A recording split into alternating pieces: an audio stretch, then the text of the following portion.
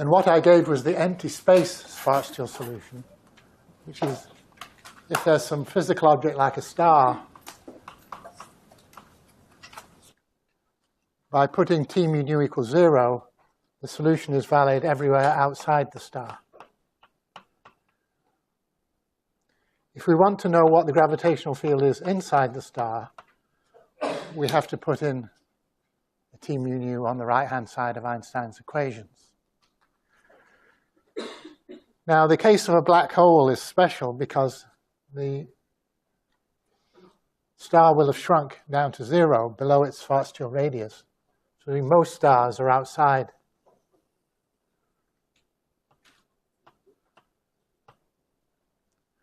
the Schwarzschild radius.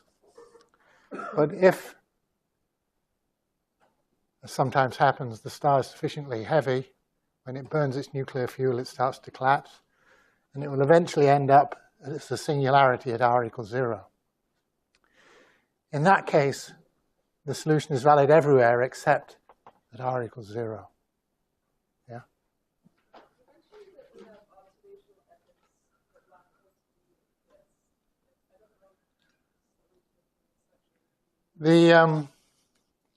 Well, I'm not an astrophysicist, but as I understand it, the way you detect black holes is usually because of a companion to a bigger star, another star. And what happens is that the black hole, you have two companion stars rotating around, and the black hole attracts matter from its companion, which falls into the black hole and gives out X-rays. And it's by observing this accretion of matter onto the black hole from its companion that you identify that you have a black hole. That's the one way of doing it anyway. The other interesting effect is that our galaxy, the Milky Way, and it's believed the majority of galaxies, have a massive black hole at their center. In fact, it's a chicken and egg situation. What came first, the galaxy or the black hole? And I'm not sure that that's been completely resolved. I think maybe they go hand in hand.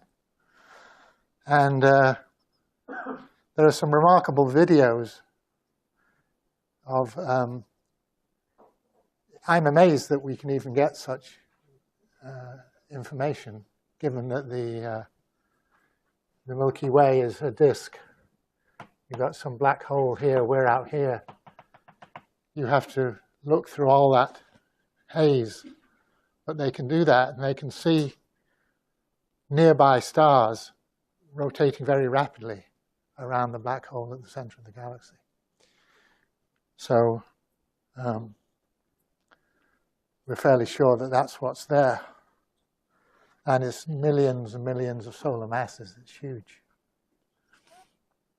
There are smaller black holes out in outside our galaxy, of course. So the observational evidence is quite strong.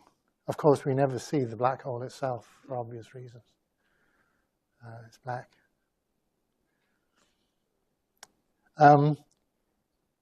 It may be worth, I haven't prepared it in the notes, but I think it may be worth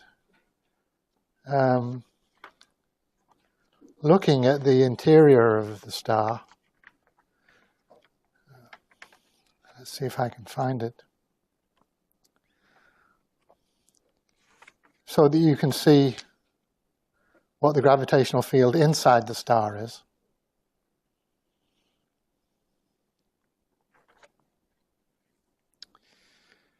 Page 397. It's in Anderson's book.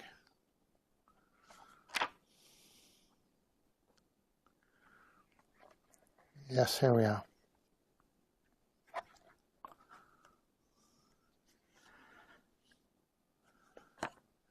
We can describe the interior of the star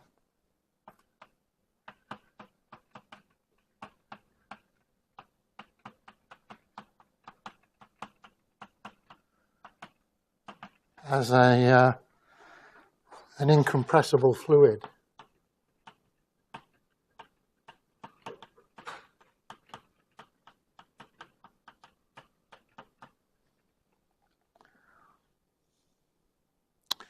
And such an object has an energy momentum tensor, which is rho plus p, u mu, u nu, minus p, g mu nu, where rho is the energy density,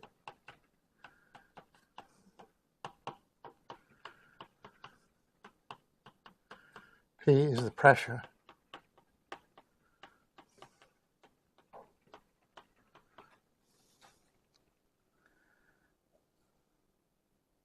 and u mu is the fall velocity.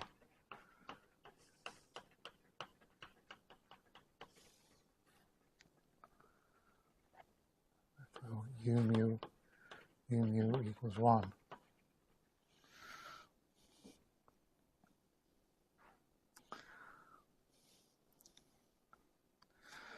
So if we solve g mu nu is minus 8 pi g t mu nu, and Anderson defines kappa to be 8 pi g, I believe. I think that's right. Then the line element takes the same form as the interior one, the exterior one did.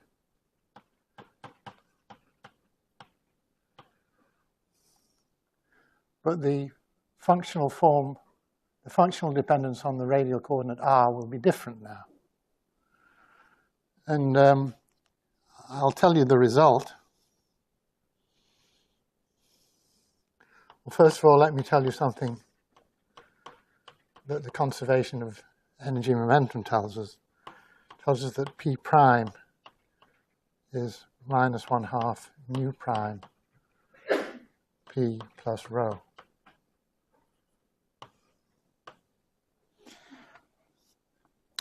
So now we can solve for e to the minus lambda.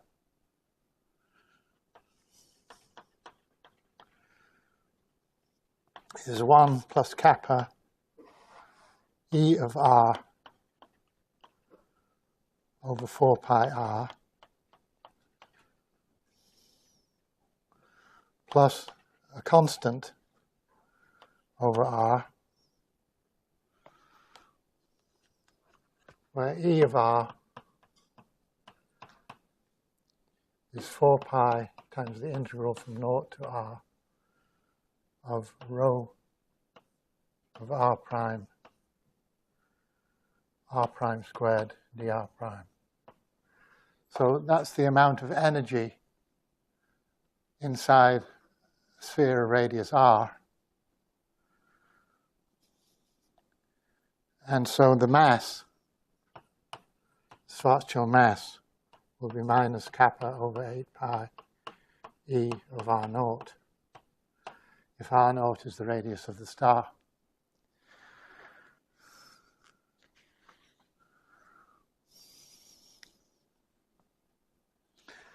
And e to the lambda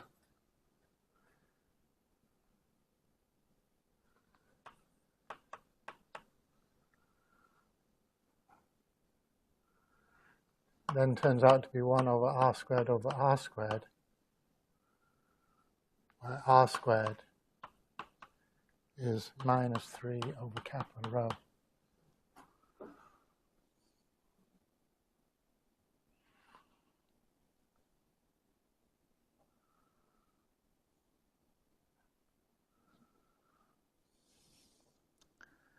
Whereas e to the nu over 2 is equal to a minus b, the square root 1 minus r squared over r squared, where a and b are constants of integration, which are fixed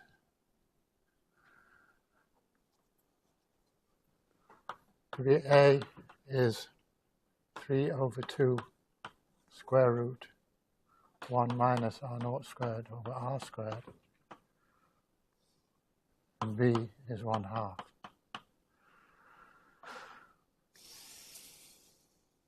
So e to the nu over 2 finally is 3/2 square root 1 minus R0 squared over R squared minus 1/2 square root 1 minus R squared over R squared.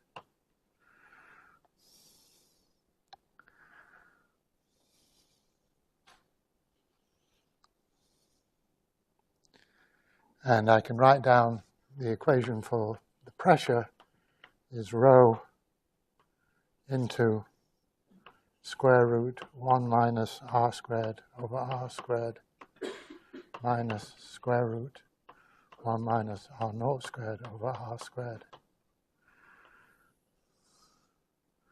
over 3 1 minus R0 squared over R squared minus 1 minus R squared over R squared.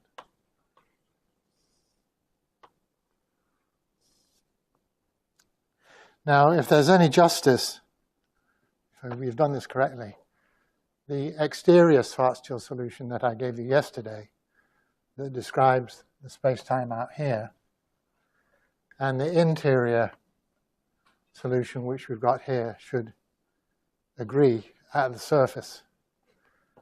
And you can check, I think that they do.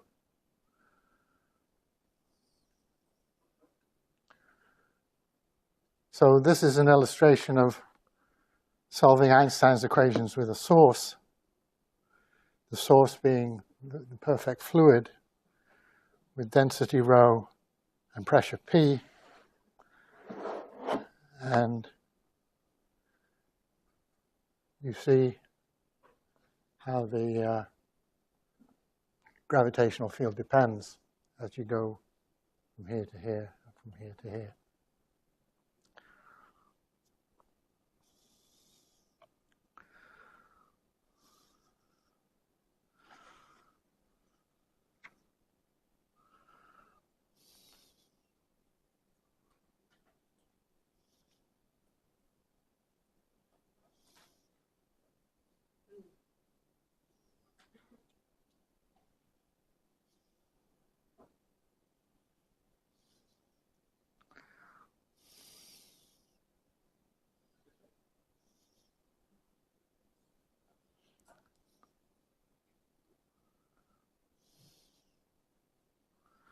Now, in order for the solution to be real,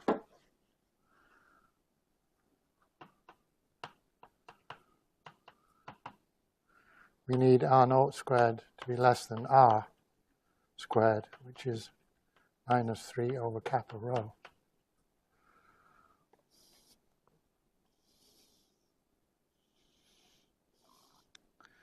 And if we require the pressure to be finite,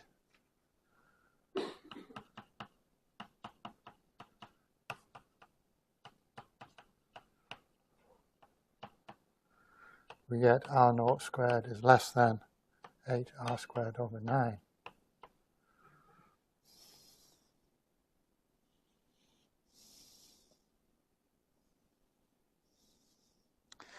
So this tells us there's a maximum amount of matter that can be packed into the sphere. Yeah. This is not Weinberg, this is Anderson. Yeah.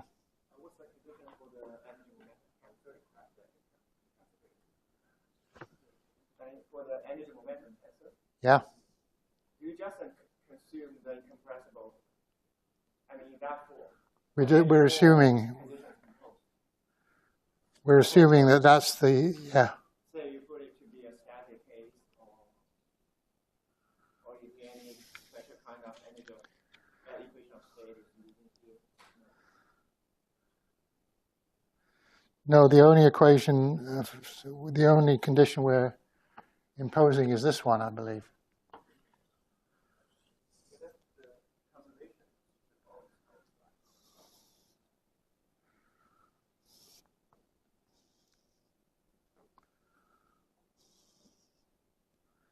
Yeah, no further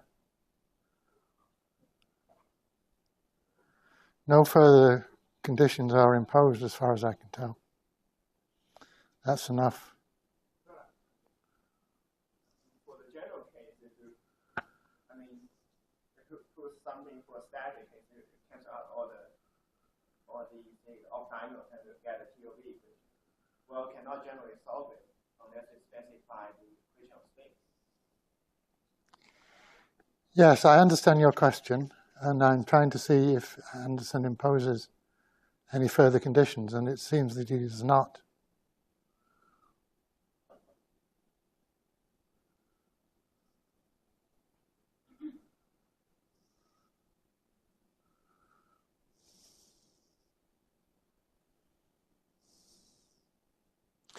He says, to obtain a determinant system of equations, it's necessary to know the equation of state for the fluid. Our procedure here, however, will be to assume a functional dependence of E on R, compute lambda and nu from this knowledge, and then finally compute P. So he's assuming a functional dependence of E on R.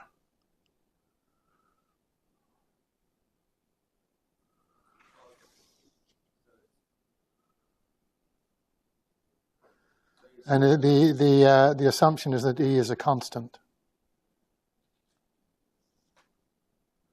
So that's his assumption.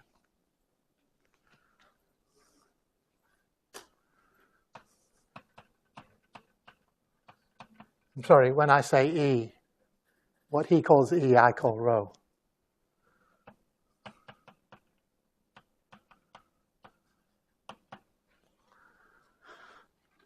So that's how you've raised a good point, and that's how he gets around it. But this means there's a maximum amount of energy you can pack inside the sphere and satisfies these conditions. And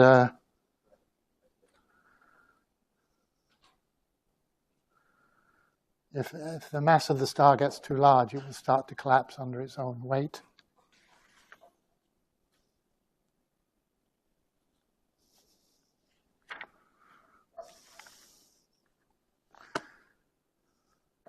So after that diversion, I'll now return to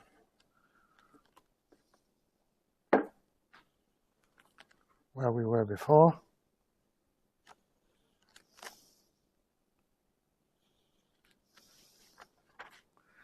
And we're now going to solve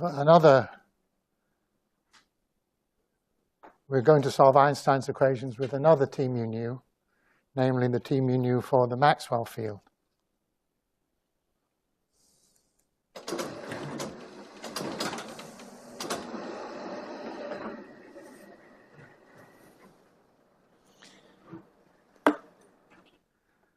And again, we're going to assume no other matter except the Maxwell field.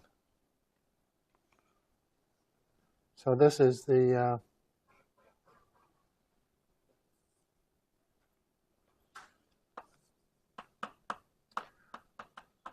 Reissner-Nordstrom solution.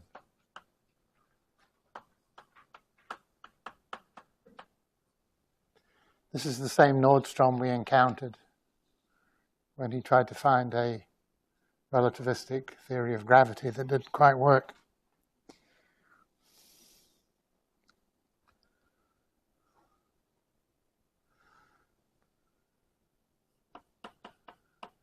What we're looking for is the field, and when I say field, I mean fields, both gravity and electromagnetic.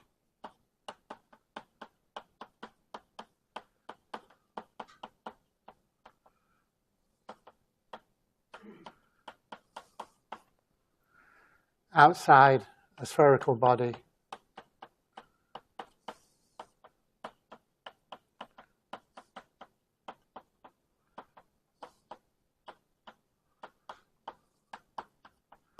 of mass m and charge q.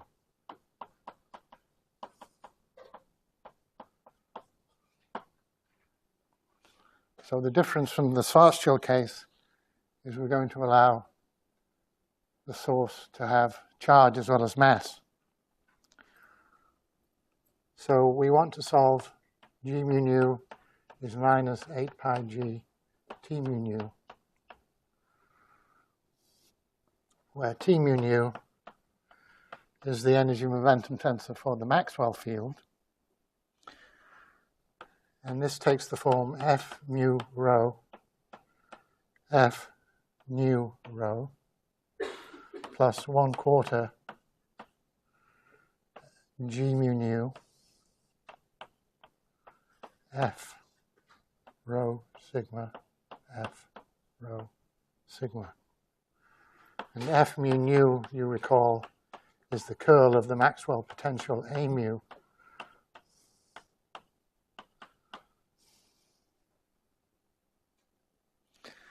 So that's the Einstein part of the story. But we also need the Maxwell part. It says the covariant derivative of F mu nu is equal to 0. And again, the fact that it's 0 means we're outside whatever body is responsible for creating the charge.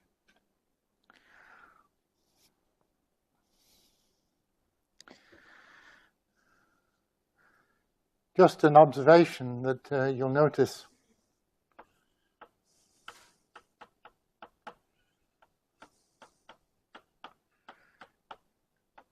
it happens to be the case that the Maxwell energy momentum tensor is traceless.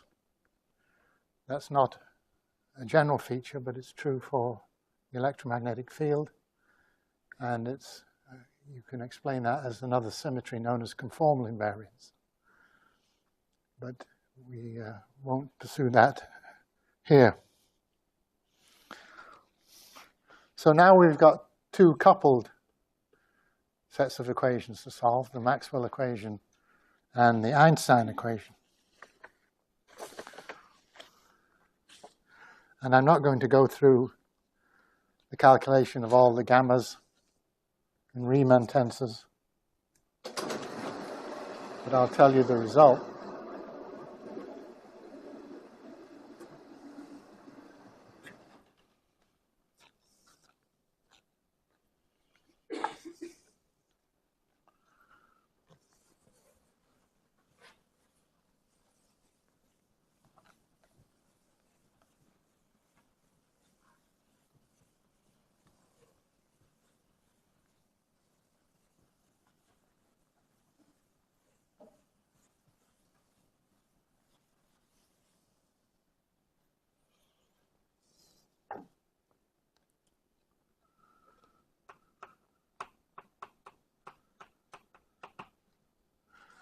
First of all, the metric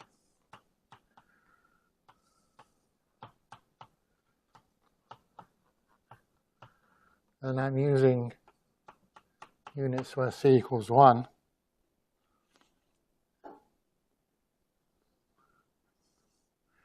This is what you'd expect. It starts out looking like Schwarzschild, but then there's a term 4 pi g q squared over r.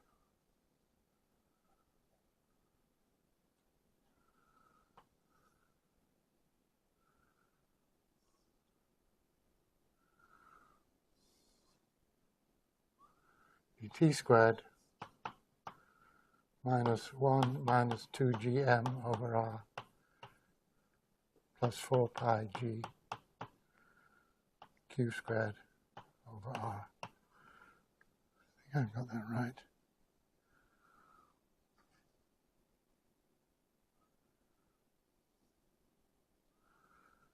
Minus 1 plus r squared d omega.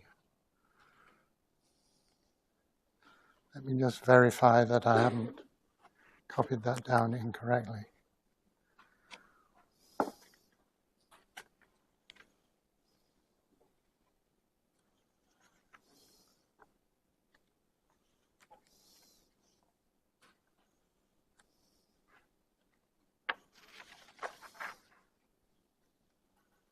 Yes, I thought I had.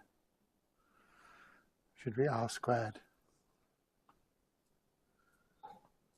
What coordinate system are you using? Well, I'm using that one. It's defined by, it's the same one that I used to do the Schwarzschild solution.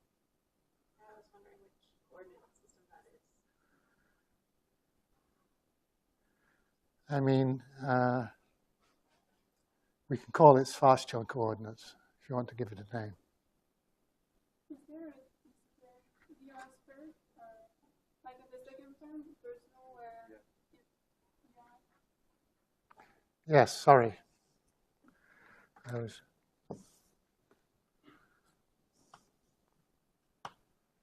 that should be a plus. That should be. Thank you.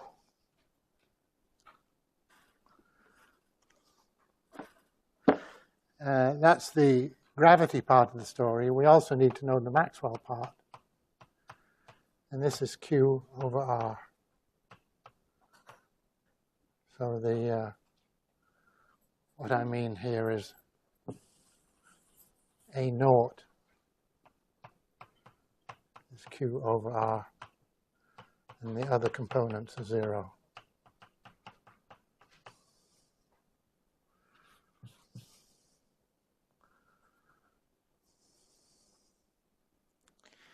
Now you can rewrite this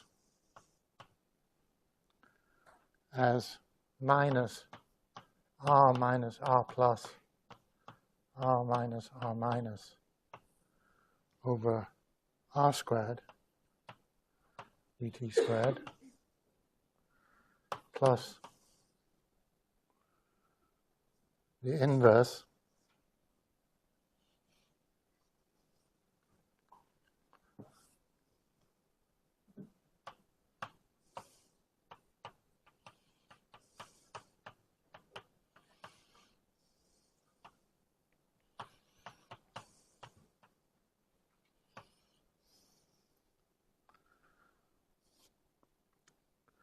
and R plus are called inner and outer horizons.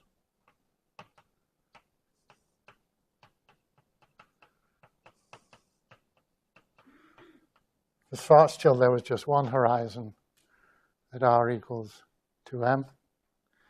Here we have inner and outer horizons, where R plus minus is gm plus minus square root g squared m squared minus 4 pi g q squared.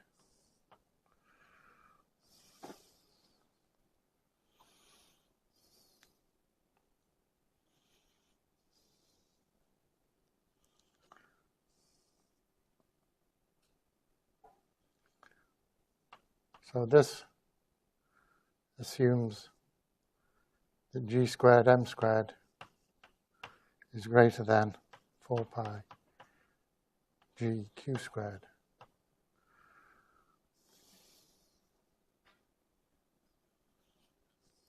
Yep.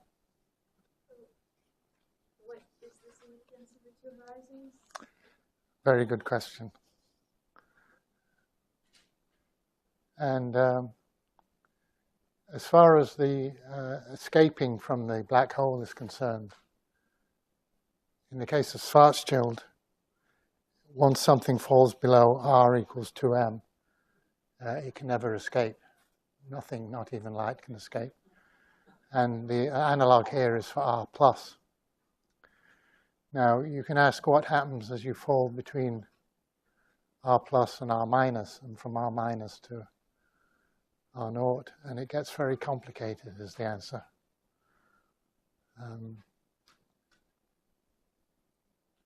Which is inner and which is outer? R plus is the outer one, R minus is the inner one. And to give a full answer to that problem requires drawing the appropriate Penrose diagrams and looking at the causal nature of the space-time. And I decided not to get into that. It's a very interesting topic, but it's a whole new ball game, that whole Pandora's box that I'm not going to open. Yeah?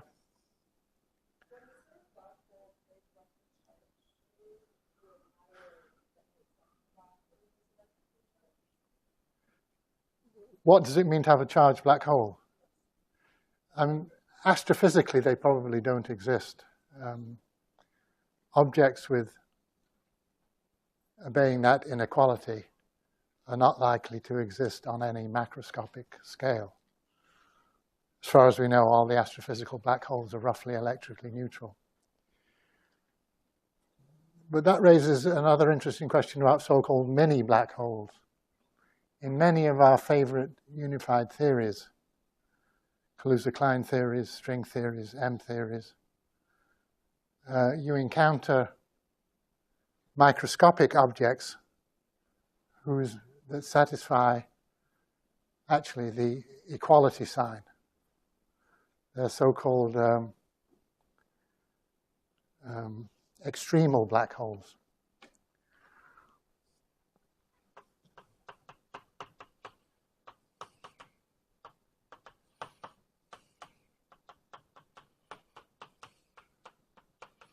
Are those for which g squared m squared equals 4 pi g q squared. They typically have masses of the order of the Planck mass, 10 to the minus, what is it? 10 to the 19 GeV, anyway, in Geiger electron volts. And it's a matter of debate whether these objects actually exist. They're predicted by many of the theories we like. And there's even been suggestions, though I don't share them myself, that we could observe such black holes at the Large Hadron Collider in Switzerland. So there is, in our theories, we deal with such black holes, but microscopically, not astrophysically. Yes? So does this solution describe space-time outside equality? Yes.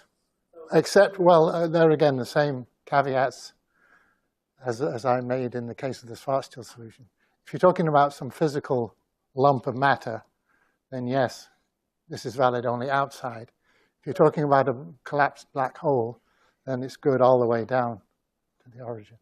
So you mean that the electromagnetic field can change the geometry of space-time? Because I see Yes, the electromagnetic field changes the geometry. That's right. Exactly so. That's what we would expect when you have both fields interacting with one another.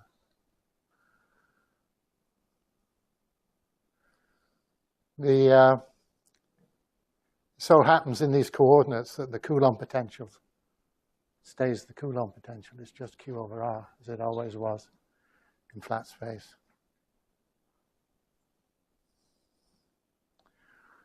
Now, exercise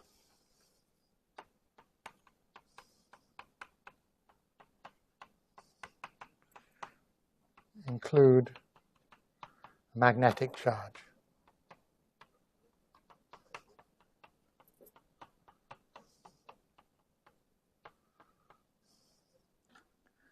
That may take you some time. But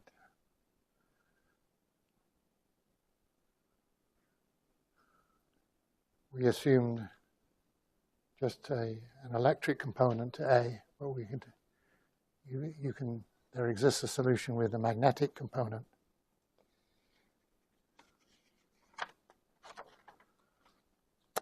Now this solution and the Schwarzschild solution are the simplest solutions in that they're spherically symmetric. There also exists an exact solution which is axially symmetric, which is the Kerr-Newman solution, which we're going to talk about now.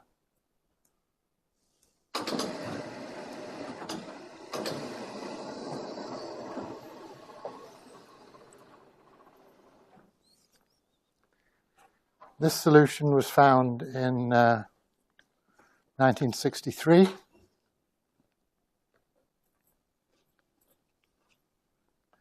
By Kerr.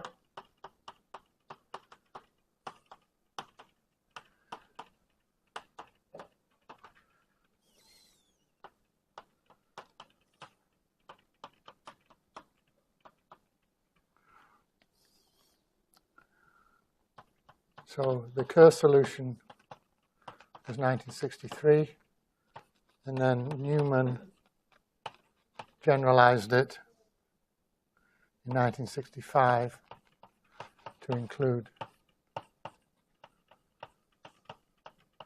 Maxwell.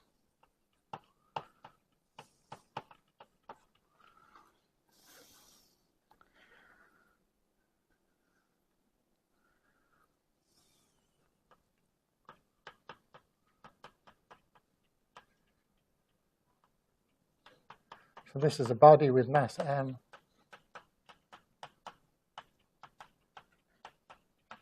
charge q, and it's rotating with an angular momentum per unit mass.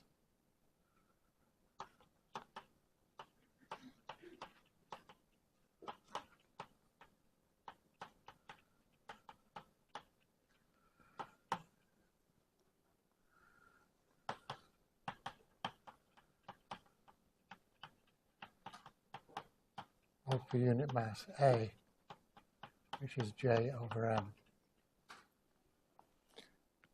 So this looks like this. It's spinning around the axis with that. And I'm just going to tell you the answer without going through the calculation. It's delta over rho, and I'm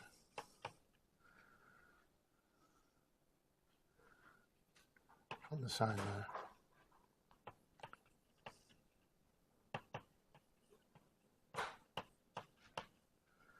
I'll tell you what delta is in just a moment. But A is the angular momentum per unit mass. Sine squared theta over rho squared r squared plus a squared d phi minus a dt squared minus rho squared over delta squared dr squared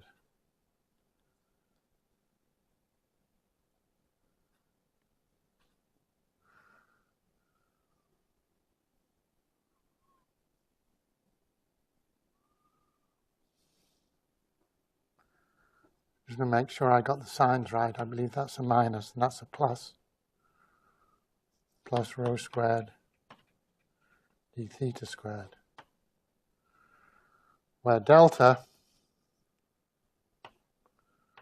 is short for r squared minus 2mr plus a squared plus 4 pi q squared.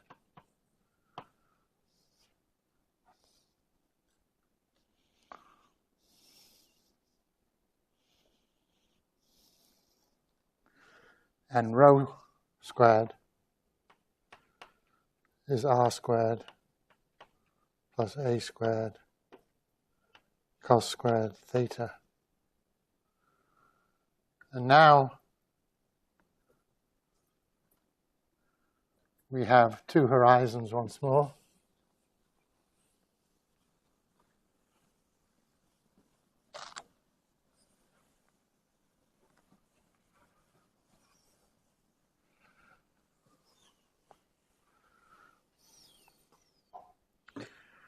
And it differs from this one by a minus a squared. So in the limit a goes to 0, we recover the Reissner-Nordstrom solution. But the novelty is this A not equal to 0 case. And most astrophysical black holes are rotating. In fact, I'm told, don't know why this should be true, but most astrophysical black holes are close to being extremal in the sense that A squared is very close to G squared M squared. So there's also a sense of extremal black holes in the sense of rotating black holes.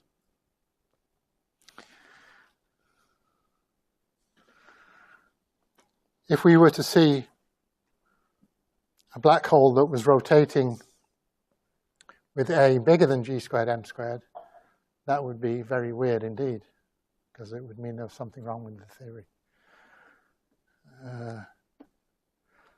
There are some stringy versions of solutions where that actually happens, but I don't think they've been seen astrophysically.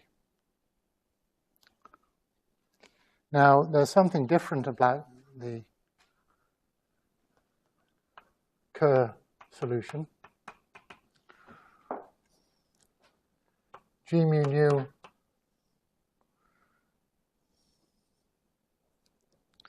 does not depend on T,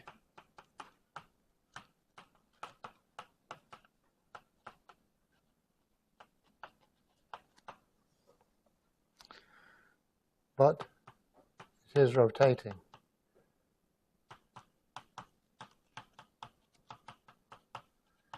And the rotation is in this d phi dt term.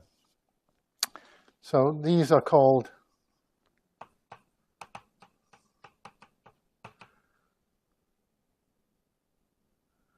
stationary solutions.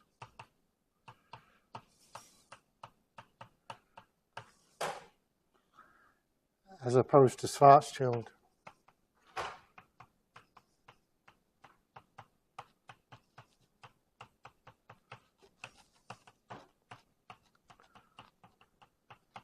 Which is called static.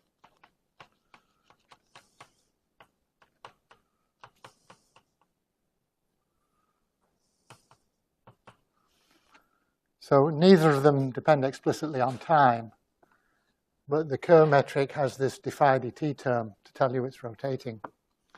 So it's called a stationary solution, but not static.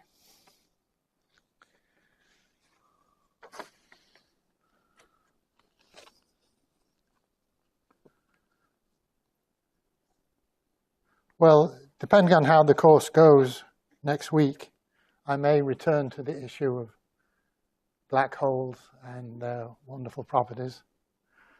But for the time being, I'm going to continue with this section on exact solutions of Einstein's equations.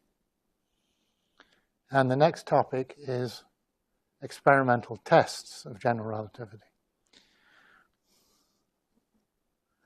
So that's what we're going to do now.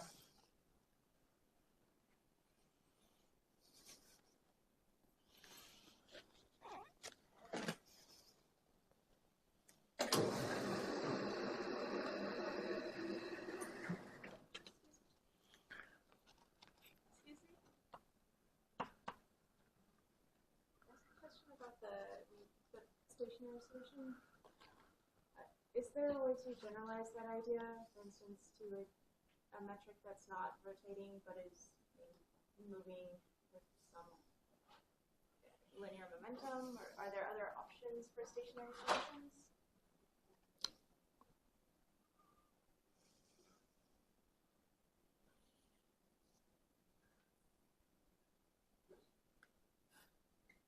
Can't think of any examples at the moment. I'm sure there are.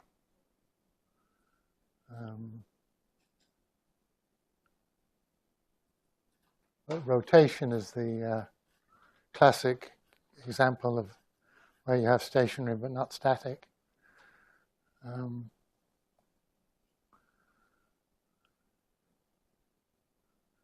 A boosted solution would probably not be stationary, I don't think. But so So I can't think of any other examples right now, but if I find one, I'll let you know.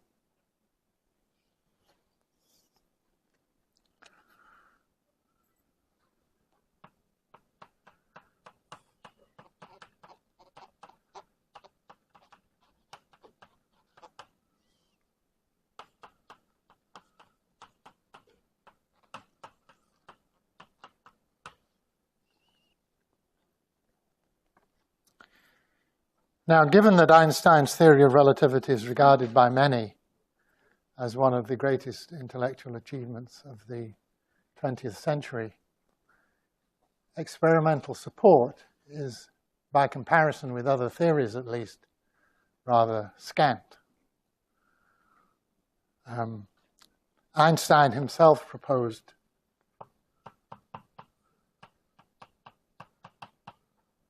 three classic tests.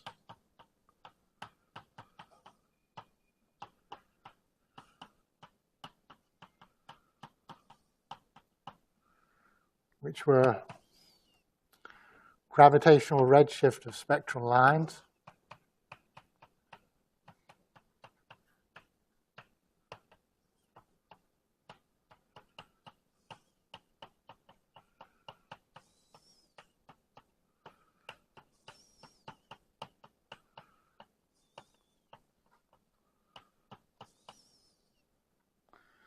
bending of light by the sun,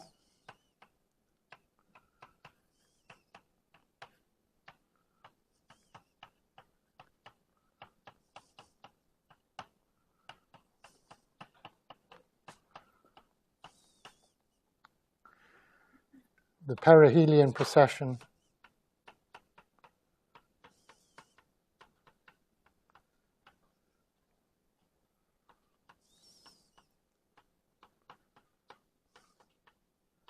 of the planet Mercury.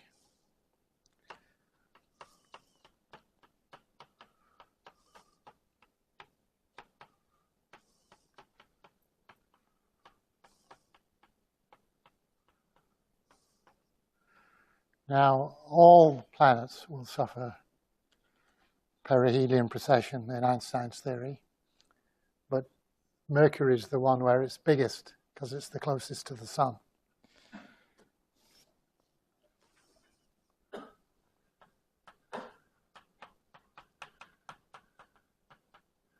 Since then, other tests have been performed.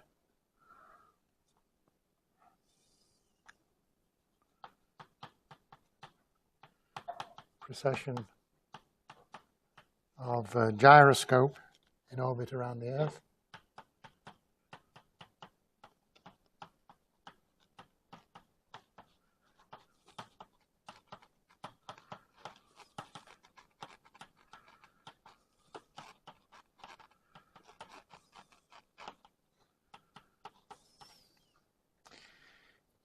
And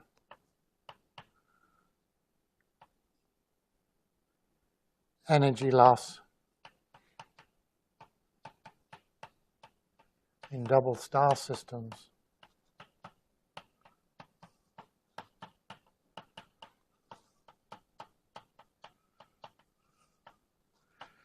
due to gravitational radiation.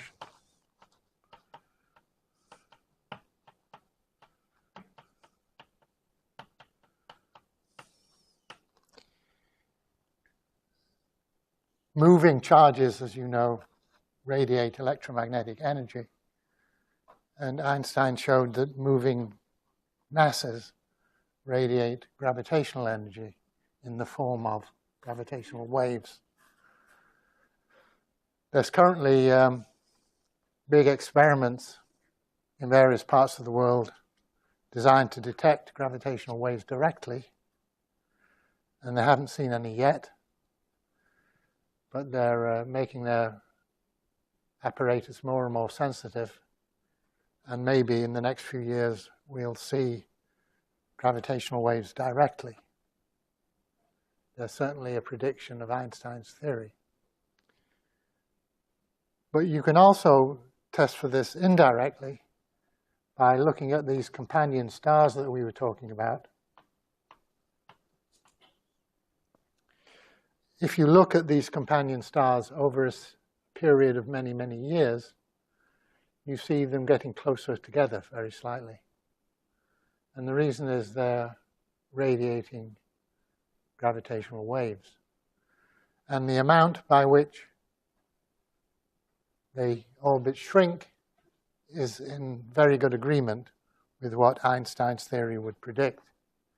And a few years ago, the Nobel Prize was awarded for that work. So that's another good. I needn't tell you, well, I'll tell you anyway, but I'm sure you don't need to be told that in all of these tests, Einstein's theory has come out to be correct. No one's found anything wrong with it. By contrast, rival theories that people have dreamed up have not met with the same success. So at least classically, Einstein's theory has done everything one could wish for. The only issues are whether we have to modify it at the quantum level. So let's talk about the classic ones that Einstein himself suggested. And let's start to discuss these two. We need to discuss geodesics in the Schwarzschild geometry.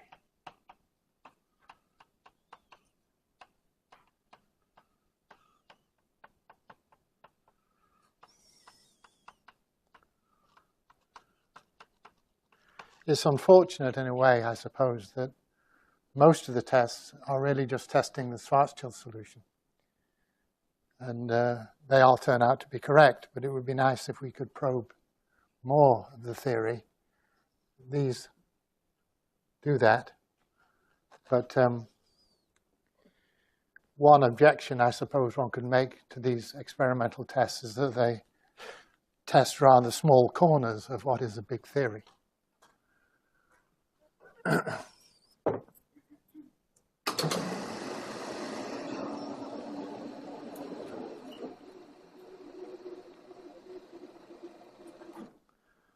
So, point 2, geodesics.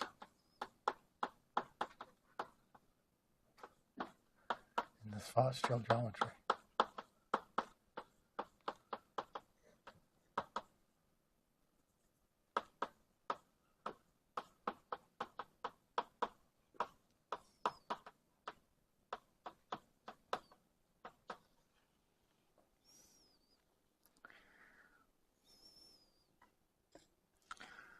So planets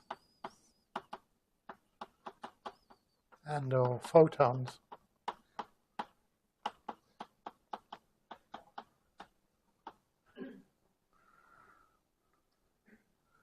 are described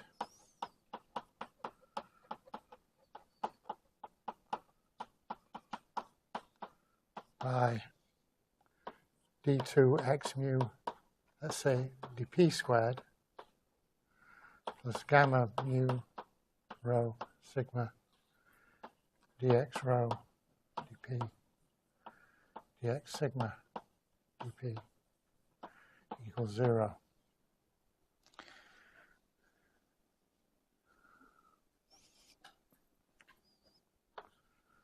Where g mu nu is a solution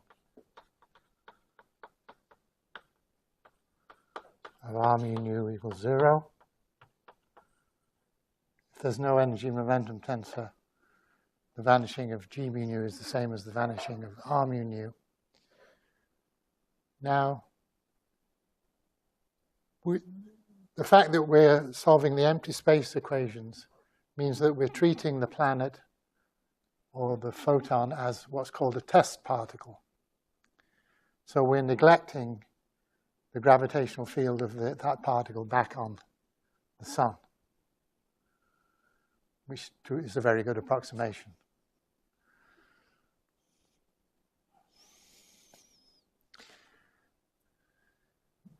And g mu nu dx mu dp dx nu dp equals a constant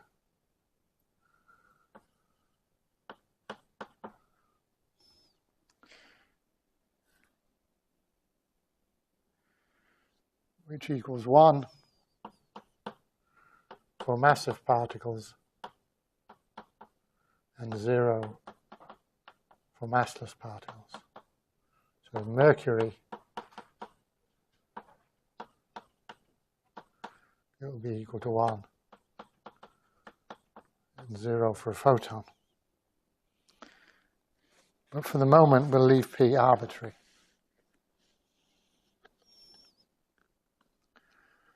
So we write our Schwarzschild geometry as e to the nu dt squared plus e to the lambda dr squared plus r squared d omega squared.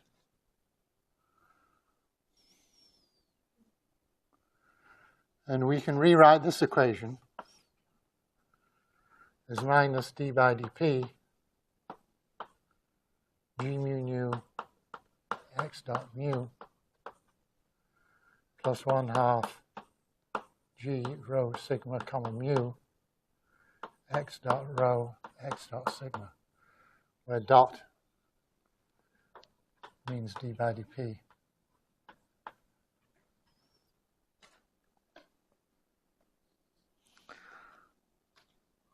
So we can look at the nu equals 0, nu equal 1, nu equal 2, and nu equal 3 components of this equation. And the nu equals 0 component simply says d by dp e to the nu t dot equals 0. The nu equal 1 component says d by dp e to the lambda r dot plus 1/2 nu prime e to the nu t dot squared minus 1/2 lambda prime e to the nu r dot squared minus r theta dot squared minus r sine squared theta phi dot squared equals 0.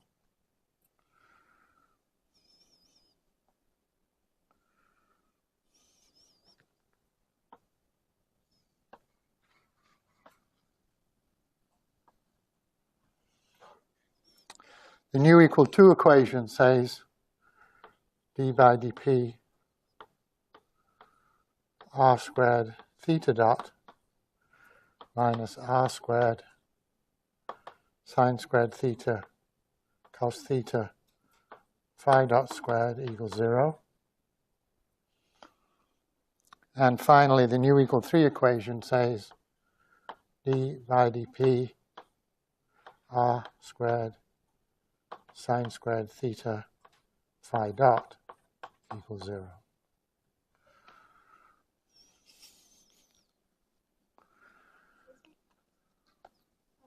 Would you mind explaining the distinction between the P and the S? And, well, I usually expect in the geodesic equation d squared by dx squared. What's the role of the P?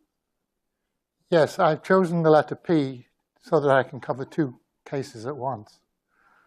One is where this is equal to 1, which is the case of the familiar ds squared for a massive particle.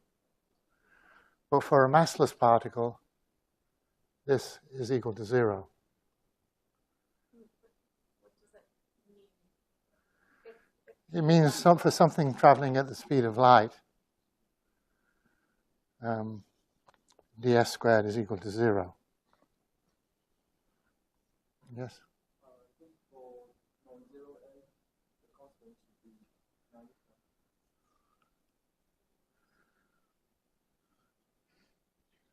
You may well be right. Thank you. Yes? 3 hands. Let's try the one at the back.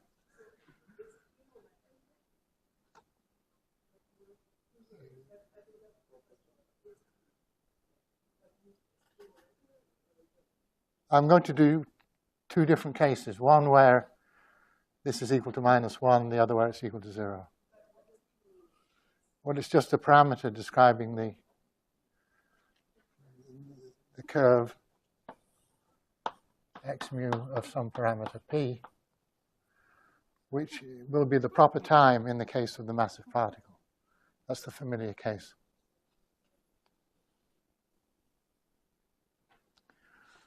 Do you have a question? Okay. Question? We're going to eliminate it in a minute, but go ahead.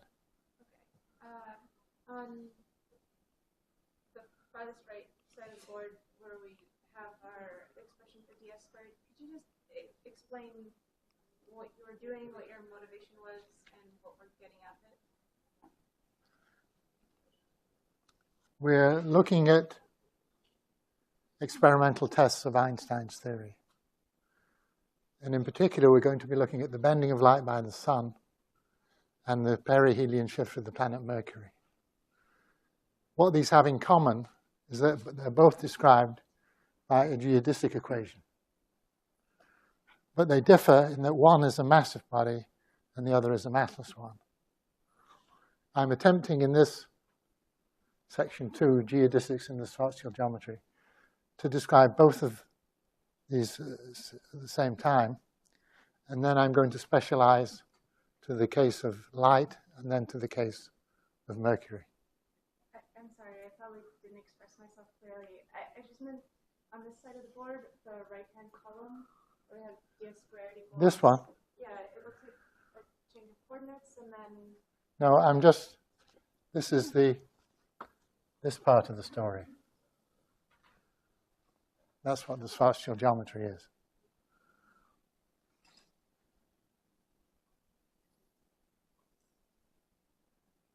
And I'm calculating how this behaves where the metric is that one. Yeah. Just to double check, prime here means d by dt? Dot means d by dp.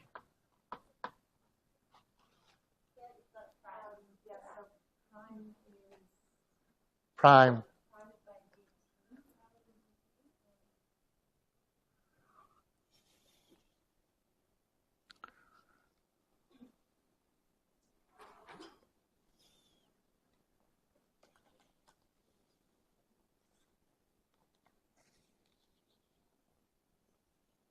Yeah, prime means d by dr.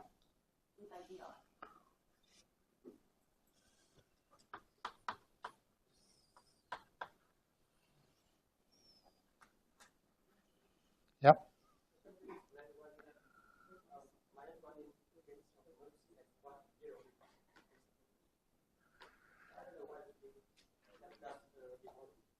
Sorry, I can't hear very well. Can you? Can you explain why we have the equality that in the left hand side is equal to -1 point k of omega c, then 0 point k of photon?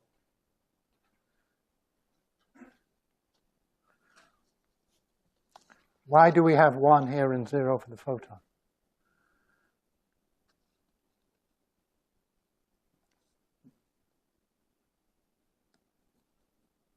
I mean,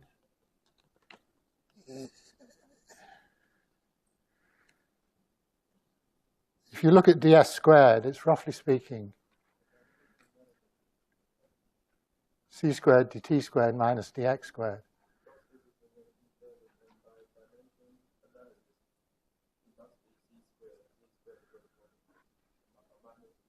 Yeah, I'm putting c equals 1 in this.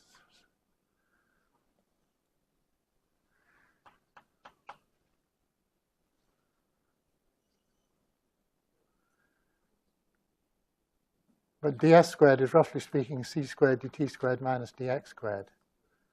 So for something traveling at the speed of light, it vanishes, which is the case for the photon.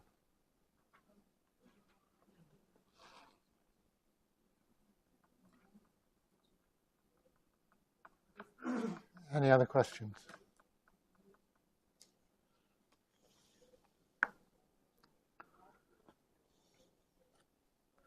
So what I'm doing, I'm plugging this Schwarzschild metric into this equation and seeing what it implies. Now, for simplicity, we can allow the orbit to lie in the plane theta equals pi over 2.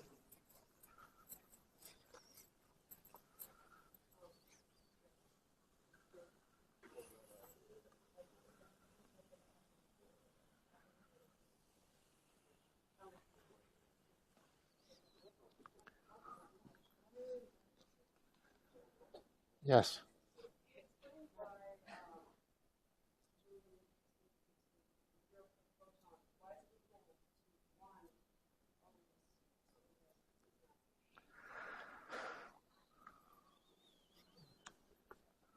Well, this is how the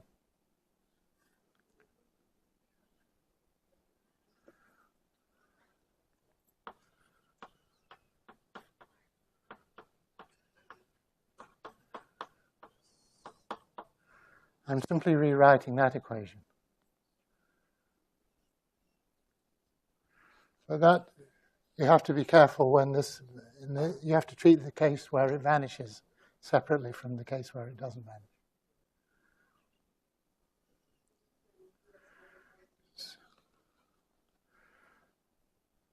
So in the case where it's equal 1, p is the proper time. In the case where it's not equal 1, I have to use a different parameter.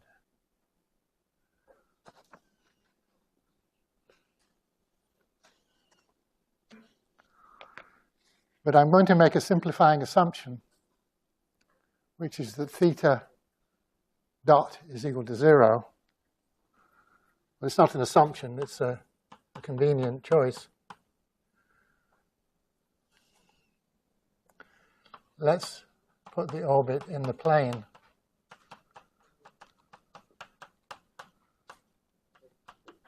Theta is pi by 2. So the theta equation is satisfied identically.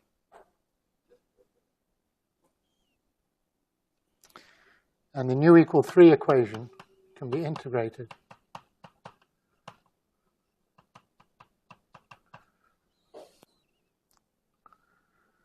R squared phi dot is a constant which I'm going to call L. I'm calling it L because it's related to the angular momentum. Similarly, the nu equals 0 equation is e to the nu t dot equals gamma, where gamma is a constant. And this is related to the energy.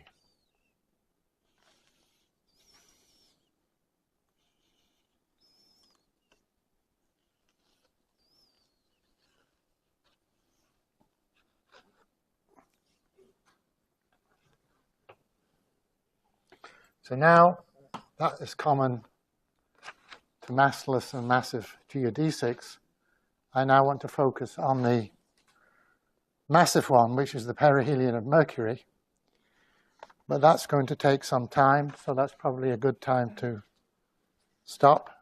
And tomorrow we'll do the perihelion of Mercury and the bending of light by the sun and compare them with experiment.